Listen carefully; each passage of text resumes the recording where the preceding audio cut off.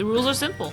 Every week, we watch a new movie. Then, we discuss it. Welcome to Weekly Cinema. Hello, and welcome back to another episode of Weekly Cinema. I'm your host, McKenna Coleman, here with my co-host. Gabe Late. And another thanks to our lovely sound director, Zane, over there. Hello, I don't have a camera today. Yep. But this week, we are doing Dream Scenario, or should I say in the same week as Batman, because technically that was supposed to be last week, but it's a double show week for you guys. We're a little behind. Yeah. We're just catching up. Yeah. But let's get into it, shall we? Yeah. So we are doing Dream Scenario. As I said, this is a R-rated movie by Kristoffer Borgli, released in 2023, and it stars Nicolas Cage.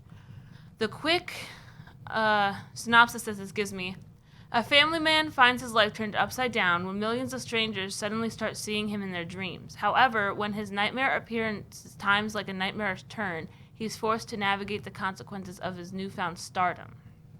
Yeah. So, let's give our reviews. Well, hold on. This movie is an A24 movie, and of course, it stars Nicolas Cage, but it also stars some other notable figures, such as Michael Cera, who appears in the movie, and then a bunch of other smaller actors, but still a pretty cool cast. And yeah, this is a very, very different movie. It is, of course, A24, so they like to do it a different way. And it came out 2023, so this is a newer movie, of course, that we said last time, so we get to give genuine first thoughts on it. But yeah, I'm very excited to talk about it. There's a lot to discuss, so let's get into it. Go first. Okay. What did I give it? I can't remember what I gave it on Letterboxd. I think I said 3.5 out of 5. So what is that? What would that translate to out of 10? Like 6.5? I think so. Yeah. I'm going to give it a 6.5 out of 10. It was a really fun movie to watch. I'm going to have to refresh my memory throughout this episode because it has been a while since I watched this. Like, not a long time, but I did watch this before the Batman trilogy one. So I got a little head start on it, but still, this is a new movie to me. It was a really fun experience, that's for sure. Nicolas Cage is such a natural, hilarious actor. He is so witty, and it's incredible. This movie is so out there, and I'm excited to dive into it. I like the idea of it, that everyone, he keeps appearing in people's dreams. But yeah, we'll be sure to dissect it more. But all in all, 6.5 out of 10, and then as well as a thumbs up, because I do recommend it. It was really fun to watch. Oh, wow. You didn't break the rule this time. Yeah. Also, this is of course, heavy spoiler warning for the movie. So if you haven't seen Dream Scenario, please check it out. But McKenna. This movie was different, I gotta say. Very different. I mean, I liked it. I'd give it the halfway mark, maybe like a 5 or a 5.5 out of 10. It's fair. I say that I really haven't watched A24 movies ever. This is kind of like my first time doing that. This is your introduction to A24? Yeah. Well, this is a heck of an introduction to A24. All their movies are like this. You don't know what's going on half the time. But it's so different. It's not bad. I mean, I liked it, but it's different. Honestly, for an A24 movie, this has to be one of the calmest and most mild. That's for sure. I'd say thumbs up, though. Wait, for A24 movies, did they actually figure out how to end it, or not? Yeah, it kind of have a streak of that. This one had. Ooh, actually, that's a funny topic to bring up. I forgot how it ended. Actually, no, it ended with him well, okay, again, spoiler warning, but it ended with him because he appeared in everyone's dreams, but then it turned into nightmares, so everyone became afraid of him, and then his wife divorced him and lost custody to his kids, and it all went bad for him. His whole life fell apart because of this stupid, weird phenomena, and then the only people that liked him was like the French was like obsessed with him, while everyone else in the world was like terrified of him. So the movie ends like, it's super sweet and sad because he completely, I know, like lost his family, like not lost, but you know, his whole family fell apart, and it was like super sad scene at the end where, you know, he misses his wife, of course, but you know, it's not coming back. I'm sure there's some metaphorical meaning that we can get into later, but anyways, it ends with him like doing a photo shoot, right, for some kind of book he did end up getting a book, right, but it was about him. I love how they changed the title of it. Yeah. So, I mean, I guess it does have an open ending. That's true. It doesn't exactly explain what happened to him. It just shows what state he was currently in at the end of the movie. But no, it definitely wasn't a happy ending, I would say. Yeah. But yeah, interesting point to bring up. That's true. But thumbs up, thumbs down. Because you split it halfway. I did. I give it thumbs up. Thumbs up? That's cool. Cool. Yeah. I mean, I appreciate, I mean, it's true. You're giving it mediocre rating. I highly, yeah, I accept that. I mean, of course, we are into different movies, which is good for this podcast to have two different opposing ideas. I am obsessed with A24 and their movies. I love weird movies. And A24 never fails. Half the movies on this podcast have been weird Gabe, lately. The ones that I choose, yeah. Yeah. Okay, I'll save that for the bell. Okay. It's always hit or miss, of course, though, with A24. Because they definitely, I mean, of course, all their movies are beautiful, really well shot, because A24 is a studio that goes after independent filmmakers. And I'm surprised that this is our first A24 movie on this podcast, but it's definitely going to be the first of many, because they always are bringing new ideas to the table, always creative in minds and different, you know, how can you explain A24? I mean, they started in 2012, but what they do is they're so like into independent filmmakers. Like, for example, and I don't know the progress on this movie, but movies take a while, but I'm really excited about this. I hope it does come true. I mean, it is true, but I hope it actually goes somewhere, because in 2023, or was it 2022? I can't remember. A24 hired Kane Pixels to make a Backrooms movie, and that is currently being worked on. But Kane Pixels is just or Kane Peterson, I think, I can't remember his last name. He is just he's a kid on YouTube who made the Backrooms, you know, short film series that blew up over the internet and caught the attention of A24, where no other studio would do that. But A24 saw it, gave him money to make his own fully fleshed out Backrooms movie, which I'm super looking forward to. I mean, it's been a long time since we've heard anything on that movie, but we all know how long the Five Nights at Freddy's movie took to make. So we'll see what happens with that. But it's really cool. I mean, Ari Aster got his start with A24 when he made Hereditary, which is still one of my favorite horror movies of all time. You would absolutely hate it. And then that launched his career because, of course, beforehand he was just making short films and posting them to YouTube, like The Strange Thing About the Johnsons, which should never be brought up on this podcast ever. And then he also then went on to make Midsummer, and then he made Beau is Afraid. So, you know, A24 is about giving people chances. He doesn't go for big, you know, directors, because that's what makes all their movies unique. It's this director's one chance at, you know, getting a break in the industry, and that's why all their movies perform really well. And that's why Everything Everywhere All at Once completely swept the Oscars in 2023, because, again, those were independent filmmakers making their debut movie that, you know, ended up becoming a big hit. And that's what I love about A24. That's why I hope to work with them someday. But you'll absolutely hate it. Right. Eventually we'll get there. But if we look at the director, since we know, you know, about, how A24 does things. I'm trying to see if this was his first movie. It looks like it is. It's his first big movie. All the other movies like that you can see, like Drib, which is 2017, it looks like it was just a standalone one that he just uploaded to Tubi or whatever, and they signed a deal to get that movie. But this is his first studio.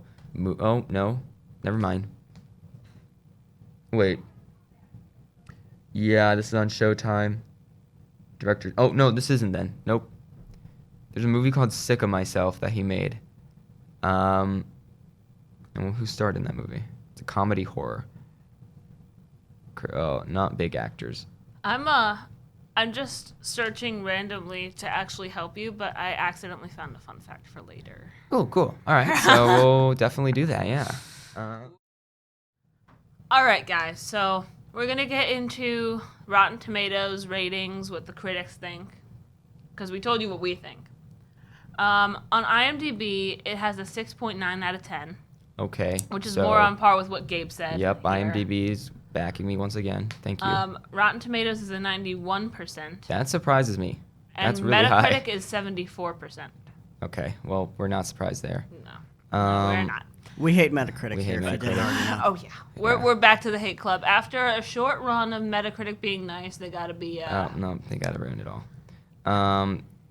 It's surprising, actually, how much of course, the critics weren't going crazy over it, because, of course, IMDb is a public service, right? I don't know what scores Google shows, but I know IMDb is a combination of both critic ratings and user ratings. Oh, actually, So I forgot about that. It's showing. Google said 78%. That's what I was going to get into, because IMDb says 6.9 out of 10, which I think is mostly user, but Rotten Tomatoes, of course, strictly critics. And it looks like the critics like this movie more than the audience did, which is something that you rarely see. I mean, honestly, actually, no, not something you rarely see. You do see that sometimes where the audience completely hates the movie and the critics go head over heels for it for some reason, because the critics and the audience never agrees. But It's like Wonka. yeah, you gotta go into this knowing how A24 works. You gotta go with an open mind and know what trip you are going to go through. And I did not. Yeah. I will just preface. If not, you will be surprised. I had no clue what I was getting into. Yeah, and But it's definitely a jaw dropper. It was a ride, I gotta say. Because, of course, like, let me give an example. I watched Hereditary, which is the A24 movie made by Ari Aster, which was an incredible movie.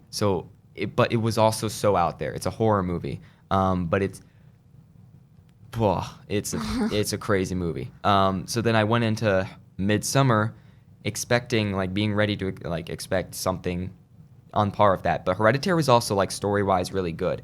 But then when Midsummer came out, which is the same director, made by A24 as well, it got crazier, I feel like. Midsummer was a trip. Midsummer is a experience that if you were on acids and you watched it, you would probably lose your mind, because it is a wild experience. Midsummer is, but it's also a horror movie, and it is terrifying, and it's still really good. I mean, I can't remember Oscars or whatever, but it was really good. But then he just released Beau is Afraid, which featured Joaquin Phoenix, and that I was expecting the same thing. I expected, it's gonna be a good story, and then I'm expecting a trip.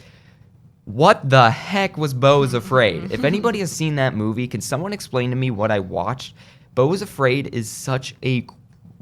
You can't even explain it. If you look up what does Beau is Afraid mean, half of the results say we have no idea, because it's just such an out there crazy movie. And you could see that A24 definitely does not care. They just give Ari Aster the money. And they're like, go ahead, go crazy. And people still appreciate it. I mean, it's like modern art, A24 is. It's weird pieces, but of course... You think, I could make that, I could be as crazy as this, but it's more complex than you think. It's more unique than you think. Every movie has some weird metaphorical double meaning. What is that sound? It's the water in the other room. I'm so sorry. That is really annoying. It just sounds like something like lurking in the back. Just Yeah, something about to attack us. But also, a thing I appreciate, I'm going into things I like about the movie while this slinky is being tossed around in the other room. I'm sorry. What is that? Oh my God. Oh, thank God it stopped. Okay. Anyway. We're sorry, guys. We're still in school. Oh my God. There's a kitchen next door for some reason. So. It's not a kitchen. It's No, more like a okay. break room. No. It's I mean, like, it has. It's like the library, and then it's connected to like a break Appliances. room, like appliances type. It's Room? I don't know. It's another room with running water, as you could hear. A24 movies, since it's also unique and there's no rules, there's no restrictions, they also like to bend the genre a bit, and they don't have a specific genre. So, like McKenna, if you were to explain the genre for this movie, what would you say? This. In one genre. It's like. I Not a don't know. mix, just one genre. I don't know. Exactly. It's hard. I probably categorize it as like a fantasy type-ish because Yeah. of the dream thing, but I mean, it's really no defined genre. Right, because it is such a mix of everything. Because But there if are no rules. if I were to be the one who's like defining the genre of the movie, I'd say fantasy probably. Right, because it has aspects of fantasy, but it also has aspects of romance. It also has heavy aspects of comedy because it is a comedy, but it also has serious moments. It is also a horror movie because there are some terrifying scenes in this movie that come out of nowhere, and it is a very gory movie at times. It really. When he starts to Yeah. And spoiler warning, click off if you did not watch the movie. Right. When he starts bashing the kid in the head. With Yes. It's so unique that you can have just such a movie that encapsulates everything a movie can have. It's weird. It's how A24 works, There is no rules that are being followed. It is just such a experience. That's what I like about A24. I mean, this isn't. I was expecting from an A24 movie. I was ready for this, but for McKenna, I'm sure Okay. it was wild. I'm gonna say the thing I like about this movie, I like the cinematography of it. I think it was great.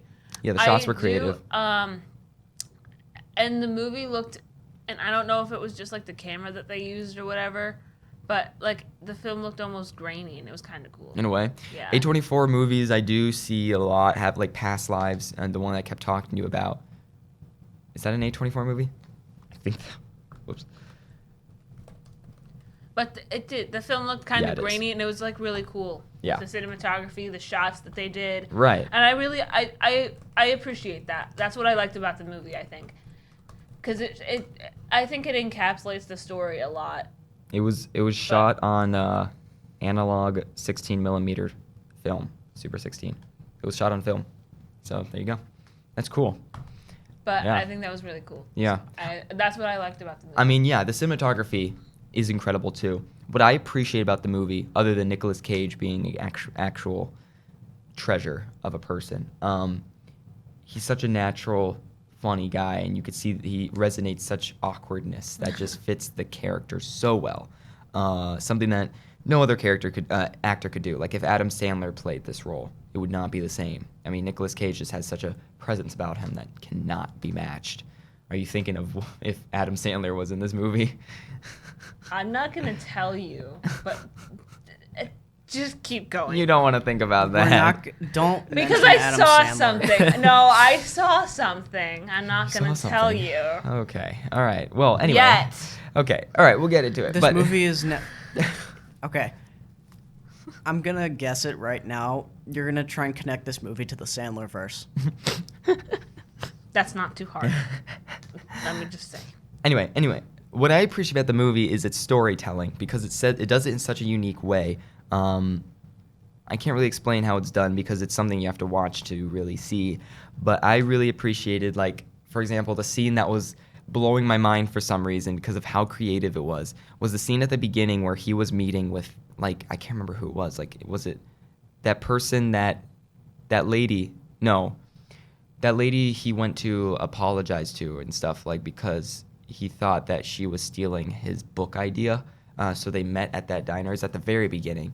But it was that moment where he was like talking and trying to hold himself together, and you could see he wanted to like say something, and then all of a sudden he burst out. I was like, he confronted her, and then he started cringing about it in the future. You saw him in the future in the car cringing about it, and you can hear him on the phone because he recorded it, which was something that his wife told him to do because she wanted to hear it. But you can hear it through a storytelling perspective. You could see what he said through that recording, and he's listening to it, and he's like, oh, why did I say that? But then it cuts back to when it actually happened. Yeah. And you see both the reaction of his regret and the reaction of her while it was happening. That was cool. It's such a really creative, just that single shot right there is so creative, and I that appreciate scene the as movie a whole, for that. I think, is just great. Yeah, that was really cool. I thought that was pretty excellent. Not gonna lie. But no, overall, it's just such a unique film. They tried a lot of new things, which I appreciate. It's not boring copy and paste. I can't stand movies like that. It makes me want to scream. It makes me want to punch my TV. I can't do it. I also watched this on the plane. I should have said that, but it doesn't change the experience at all. But I did watch this on the plane right after watching Iron Claw, which, oh my God, Iron Claw was such a good movie. It's also an A24 movie. I actually watched, this is off topic, but I watched all A24 movies on the plane. We're only talking about Dream Scenario including Civil War? Not including Civil War. It wasn't out yet when I was on the plane. But I do want to see that. Stay tuned, Civil War. Honestly, we might cover that. We're only yeah, doing I'll watch that. Oh boy. Yeah, out of the 5 movies that I watched on the plane, out of the 4 movies I watched on the plane, we're only talking about Dream Scenario, of course, because we wanted to for a while. But I also watched, I just want to give for you guys suggestions. Iron Claw, which is about like the wrestling brothers, man, I can't remember their names, man. I'm so bad at this. But it had Zach Efron. Oh my God, incredible movie. Please watch it. That is a drama. It's not out there for an A24 movie. It's an actual. There's 2 A24 movies. They're either you're in a dream and you're watching you're watching a dream, and that's what an A24 movie is. It's like a really weird, trippy experience like Dream Scenario, or it's the most heartbreaking movie that you have ever seen, which is also another breed of A24 movies.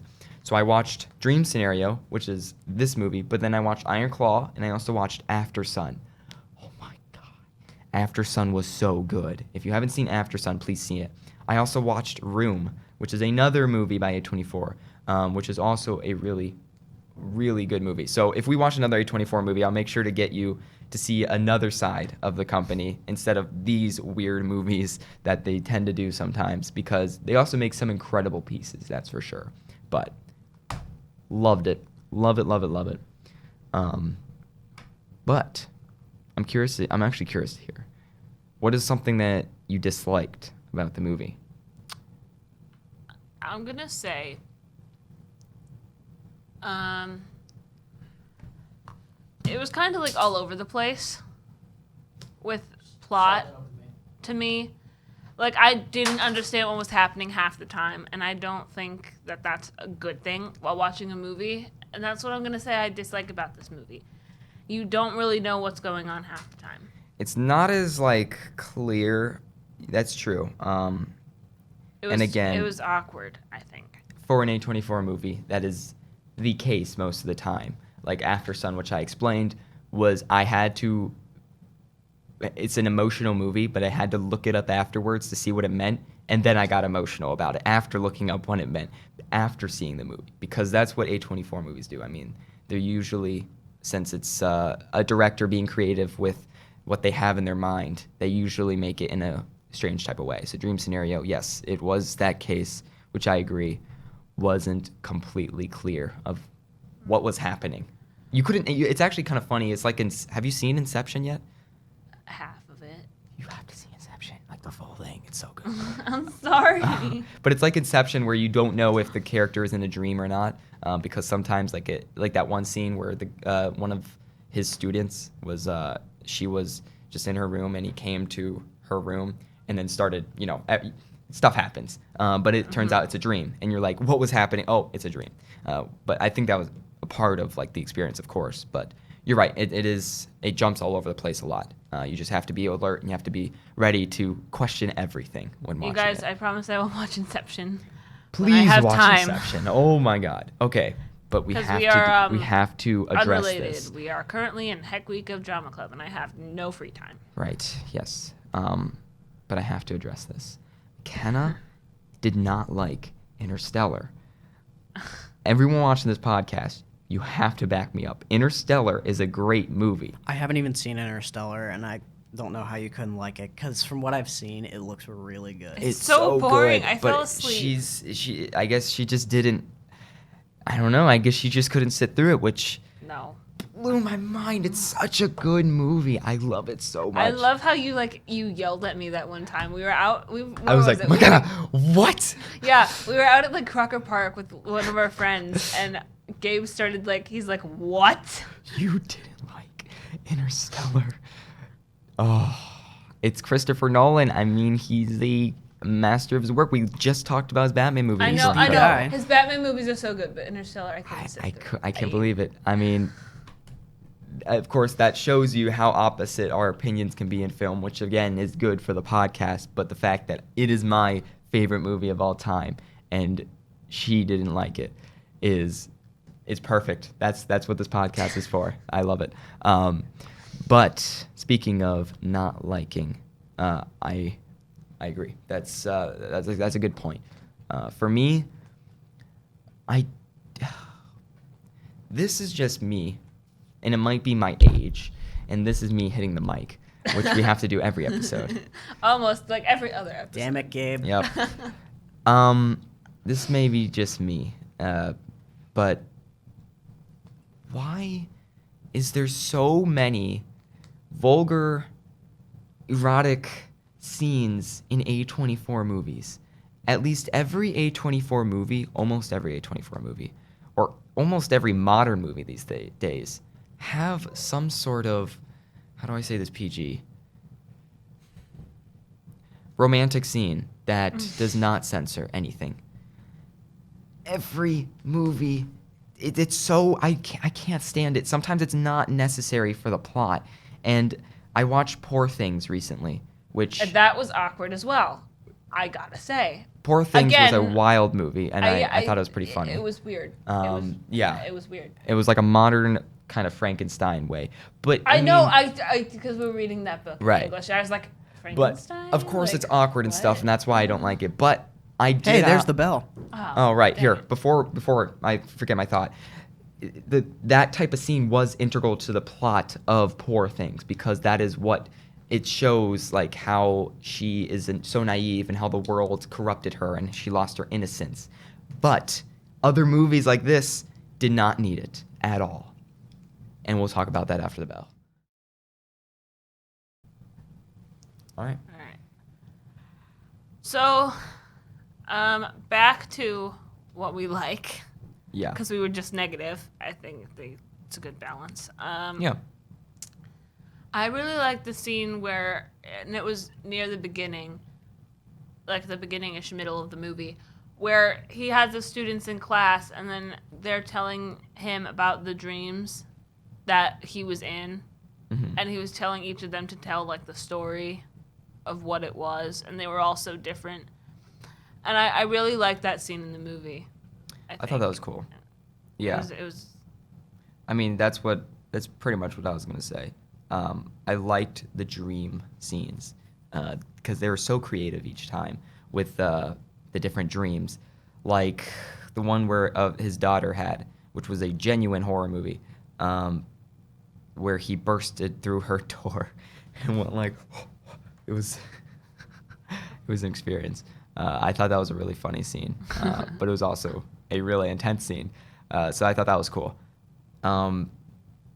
I did appreciate a scene I thought was super funny. It made me laugh so hard, which was the apology scene where he did the video apologizing. Oh yeah.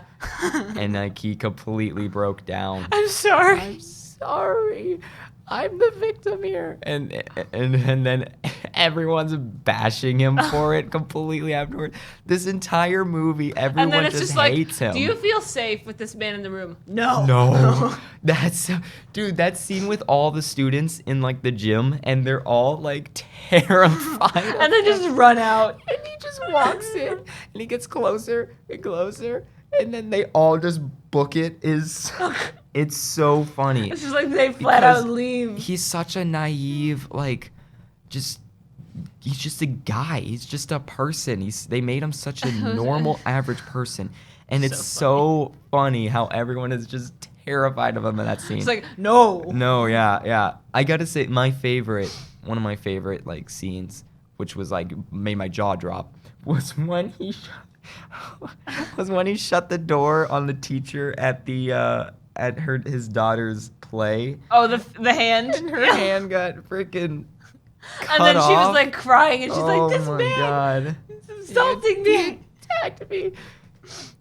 And he's like, "I didn't mean to. I just want to see my daughter." And then my daughter. her daughter is I know. the bunny on stage, just like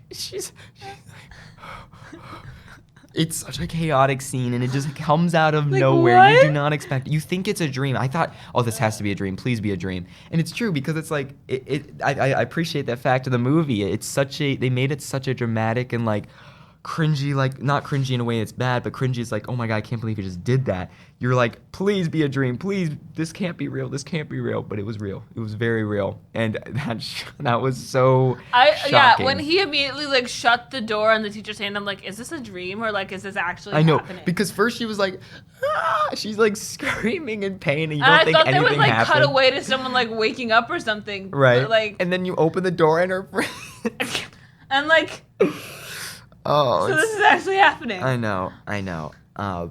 Like dang. That has it's so good. It's so good. I love that part. And I mean, it does make, like, some of the scenes do make you emotional too, of course, with his wife, and it just made me, I feel bad for people very easily, but it made me feel so bad for him this entire movie, because it's not his fault. I mean, everyone dug his grave. He didn't do anything. He just didn't know how to deal with it, and everyone just kept, boom, attacking him for it. I'm sure there's themes. And then of of course the Norio became a thing. Yeah. I know we're not talking about dislikes, but one of the scenes that I don't get why they needed. I love Michael Cera and I love him as an actor, and that scene was really funny, but I don't know why it was needed. Was the whole scene with Thoughts? Is that what the company was called? Thoughts, yeah. Yeah. Where Because they're it was trying like to Thoughts, they're trying Thoughts. to advertise his popularity, but he just wants his book. I know it's integral to the plot and And then stuff. the thing was but to do the Sprite thing. in the Sprite, yeah, and I thought that was funny too. But I don't know. I just thought that scene was kind of lacking it a bit. That was a bit of a boring scene. Yeah. I think that was kind of a need. Like but. Nicolas Cage and Michael Cera being in the same scene, and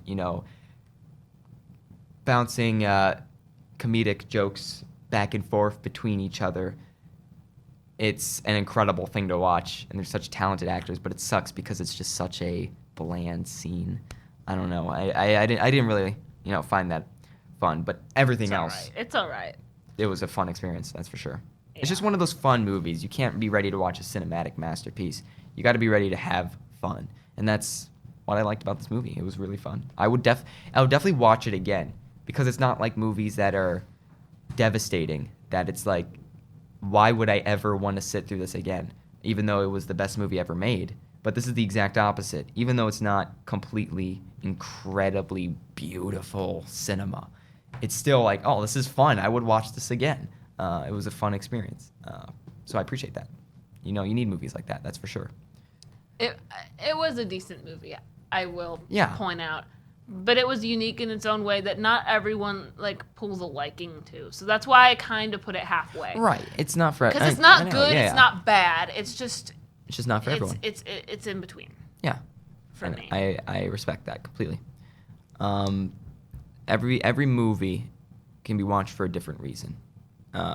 Some movies you want to watch because it's gonna be sad. You want to feel emotional, and sometimes you just want to laugh.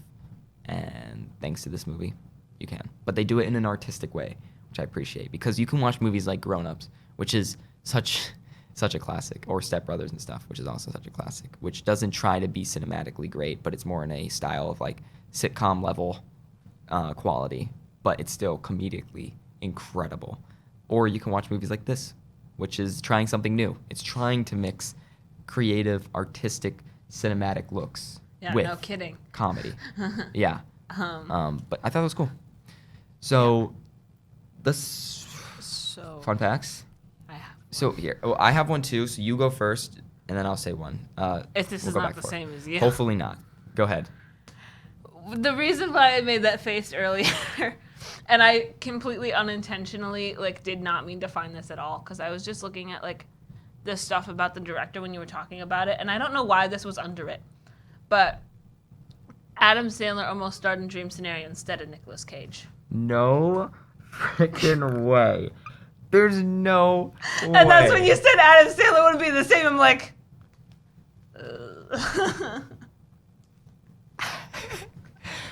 This is like the same level as the Wonka movie where I was talking about Fantastic Mr. Fox I know, and the connection between I them. know. How in the, I promise you I did not know that. There is no way. But that's the reason I made that face when you said that. I'm just like, That's so funny. That's so funny. Oh my god. What? Okay. and I don't know why What are this is the under odds? the director stuff, but it is. Right. Because it was it's talking about the director and stuff, and then it goes, is Adam Sandler in Dream Scenario? ? It's see, the thing is, because they're both actors that have every movie they're in try to be a completely different person, like completely. But the difference between Adam Sandler and Nicolas Cage that you have to pick and choose which movies they're in, is Adam Sandler is super out there and Nicolas Cage is super dry, like dry humor. But Adam Sandler tries. He actually does in-your-face comedy, which is perfect, but they're two different spectrums. So in the case of this movie, there is no way Adam Sandler would have worked. It's just not his style of comedy. No. So I'm so glad they chose Nicolas Cage, because that's incredible. I just thought that was really funny, and I thought I Wow. should tell you when you started talking about that. I'm like, Wow. oh. I know. I was like, what are you thinking? I did not know that. That's so But now funny. you know why I made that face. I know. What are the odds, man? That's so funny. So this is not the same fun fact you had then. No, what I was going to Okay. say, it's definitely not as shocking as that.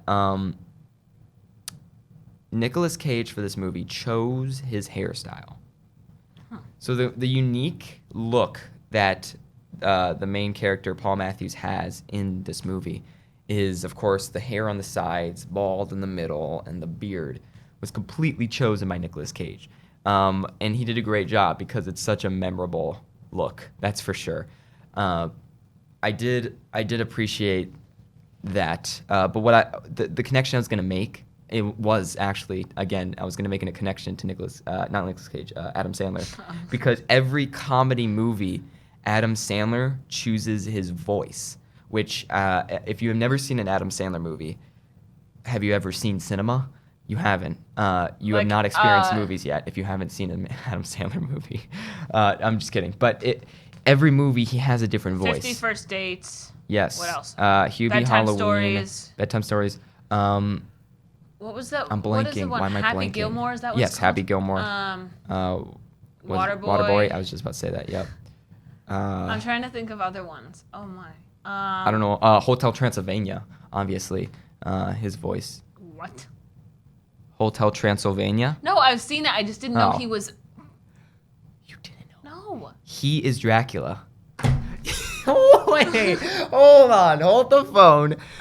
First of all, you didn't know that Sacha Baron Cohen was King Julian in Madagascar. You didn't know that Adam Sandler No. was Dracula in Hotel No. Transylvania? I bet your mind is blown right now. Yeah. Okay. So there's 4 movies. No, there's how many Hotel Transylvania movies? They keep making Wait. them. It's so annoying. But he's only in 3. He's only in the first 3. The first, second, and the third. The other ones, they kept making it so he wasn't a part of it anymore. There's. Is there 5? I know there's a TV series, and then there's 4 or 5 movies. I think It doesn't matter. I mean, it's fine. Don't worry about it. But I think there's 3. there's And they're there's making 4. them. No, there's 4. So there's 4, but they're making 5. Hold on. There's I'm so confused. Hotel Transylvania. Hotel Transylvania 1, 2, 2. 3. Hotel Transylvania 3 is on the cruise. Hotel Transylvania 4 is the one where they transform into things. Transformania. Yeah. It just came out. You probably never seen it. No, I It's the haven't. worst movie ever made. It's definitely, it doesn't have the main cast or anything. But it's on Amazon Prime only. And it's where the monsters transform into humans. You got to see it. That's where the huge outrage came from, where the invisible guy, everyone realized that he wasn't attractive, because everyone used to be obsessed with the invisible guy in Hotel Transylvania, and they realized he is completely ugly by the character design they gave him. So everyone was mad at that movie because of that. I thought that was pretty funny. But no, now you know. I didn't know. You didn't know that? No. Wow.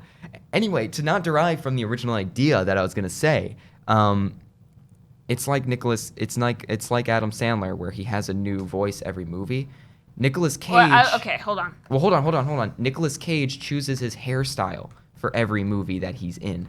So it's like Adam Sandler, but it's funny because Nicolas Cage completely chooses his look, and it's different every time, which I think is kind of funny. They each have their own unique thing that they bring to the table. Because I did notice that every movie that Adam Sandler is in, I keep mixing them up, Nicolas Cage is in, he looks completely different. Okay. I'm just gonna name off a few here. Oh, God. Ones that we already said. I know you said Hubie Halloween. Right. You said. You didn't say Pixels. He's in that. He didn't really have a weird voice for that. Bedtime Stories. Yeah. He's in 50 First Dates, which I said that's an incredible movie. If you have not seen it, please do. Billy Madison. We did not mention. But no, it's... And The Wedding Singer as well is a good one. Right. But anyway, you get the point. Well, yeah. That's... But Just some... But did you hear what I said about Nicolas Cage? is that he chose his own hairstyle. Right, Like and that's Adam the Sandler connection chose that you can make between the two, because they're such unique actors, but they actually have a lot of similarities. So I'm not surprised that they thought about choosing him for this movie, which is kind of cool. This isn't fun facts, but it's still a research-based thing. I want to think real quick, because the thing about A24 movies is, of course, they have double meanings. They're not always what they seem right off the table. I mean, they all have a metaphor, not all, but the ones that are more vague with their storytelling seem to always have a different metaphorical meaning hidden beneath the story, between the lines. So for this movie, what do you think it's kind of a, metaphor for? I mean, it can really be anything, whatever you take of it. What is the theme of the movie? I don't really know. Well, I can go first, because, I mean, of course, everyone can interpret it different ways. I have nothing. Right. Of course, you think it's weird how, like, it's the main plot of the movie is he does something that he has no control over, and everyone starts hating him for it. And he tries to apologize, but that just makes things worse, because everyone thinks that he did intend to do it and he's sorry for it. And it just shows the mix of human emotions of how people handle a incident that happens. Many people talk about that this movie is surrounded about the idea of cancel culture. It is a modern movie, of course, so it has things like social media incorporated into it, and news and television, all that stuff incorporated into it. You might think it's random that they incorporated all that into it, but that is what people are suspecting is just the idea of the movie.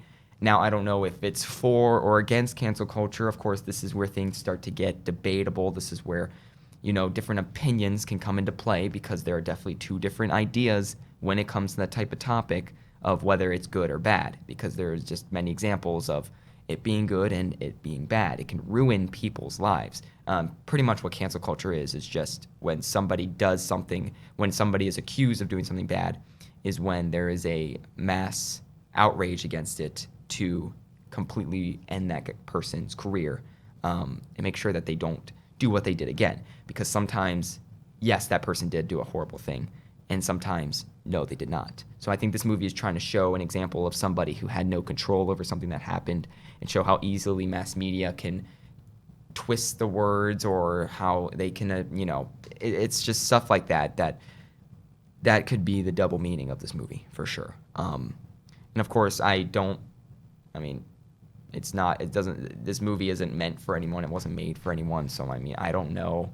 That's something I saw when looking up what it meant. That's what people thought. But for me, what connected to me personally, I thought it was a story about, relationships and stuff. I thought personally, because of course it had that idea of he met that old friend of his towards the middle of the movie, where they went to see a performance, and his wife was confused, why is she suddenly talking to you again just because she was thinking of you?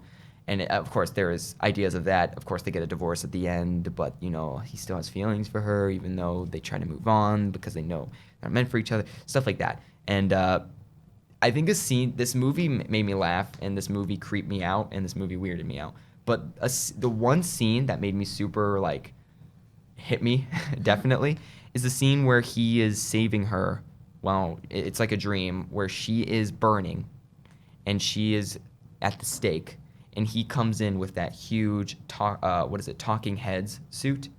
If you guys don't know what Talking Heads is, it is a band, and something they're known for Stop Making Sense? They wore a huge suit, and he walks in with that huge suit saving her. Because at the beginning of the movie, while they were talking about their fantasy or whatever, she's like, oh, what if you came to save me when I was in danger? What if you came to save me wearing that suit from Talking Heads? And it's sad because at the beginning of the movie, they're talking about that because they're together and they genuinely love each other. But at the end, he finally, it's either he or she is dreaming of it. I can't remember, but one of them is dreaming of it. She's dreaming of it. I think it's her because the thing is he had the Norio on his arm and he was... Right. Yeah. So it was her. And it shows that's And it was there was a tutorial on showing him how to enter someone's dreams. Right. Yeah. And it's heartbreaking. So I think there's definitely themes of love and stuff in it as well, which I saw, and it was very sad. That brings up the point, though. I forgot about that ending. I can't remember exactly how it ended because you're right. A lot of different things happened towards the end that kept jumping back and forth. What in the world was that dream thing? Where it's the bunch of kids are advertising that you can go into people's dreams and start advertising it. That's what I felt. That was so awkward. That I felt was out there. That was not necessary. That was, I don't know. I didn't find that funny or anything. That was what the freak? I kind of laughed a little bit. I laughed at that part. Ridiculous. I laughed at that part where they did enter his dream, and he's like, "Get out of here!" it's because it's so ridiculous. It's not so it's not that it's that funny, but it's just so out there and ridiculous that you kind of because it happens after the emotional scenes and stuff of the ending, conclusion, or climax, whatever you want to call it, of the movie. Because then it's reminds you, it's oh no, remember this is a ridiculous movie. Things are about to get weird again, and it does, but. No doubt about that. This is a really weird movie. It's an experience. It definitely is. But it does I don't regret watching it because it was a decent movie, but it was awkward. Yeah, there was ups, there was downs. There were times where I wish I wasn't watching it with people nearby. And because you were on a plane? Yes, and times I had to completely skip. That's for sure. But, yeah, that's encapsulating pretty much everything about this movie. And that's why I appreciate watching movies like this and why we have to watch more 24 movies. It's because of how experimental. That's the word. I've been missing it this whole episode. It's experimental. There is a whole genre of movies that is completely different from any other. And it's experimental, where they break the laws and break the rules of cinema. And they completely redefine everything. And that's what this movie did. And I love talking about these movies on the podcast because watch and look, see the time of this episode. I know it's a long one because see how much we talked about it compared to previous movies. We watched 3 movies last time, 3 movies, and they're all incredible, well-made movies. But it didn't induce this much conversation. You gotta admit, we didn't talk about those movies as much as we did for this single movie because it shows that, for a podcast and for a movie that sparks ideas into you, and it isn't just a cinematic wonder.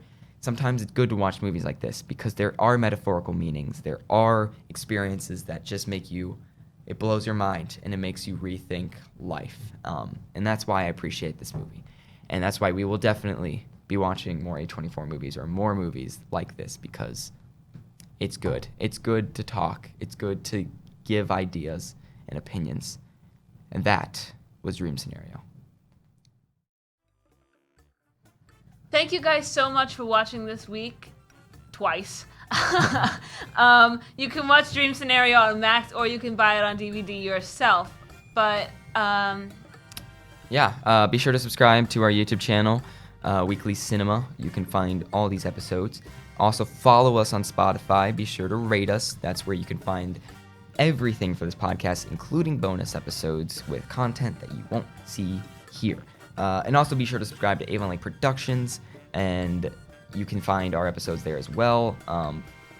But you can also find our weekly news show, Anchor News Now. But other than that, be sure to subscribe, follow, all that, wherever you want to see it. We're also on Apple Podcasts, but that's not important. Who watches that anyway? I'm just kidding. We love you, Apple Podcasts.